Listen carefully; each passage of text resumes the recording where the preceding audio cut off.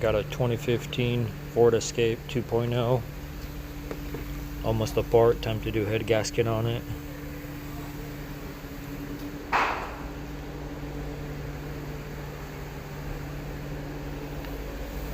Time to pull the head off and do the head gasket. Let's go. The head's off. Time to clean the block and throw a straight edge on it. See if it's good. And there's the head. Old head gasket. Blown in a couple places. Right here. And right here. Right here. Leaking coolant.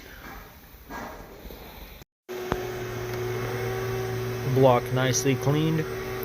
Straight edged. Beautiful and not warped. Head also clean. Straight edge. No warpage. Time to put a new head gasket on and reinstall.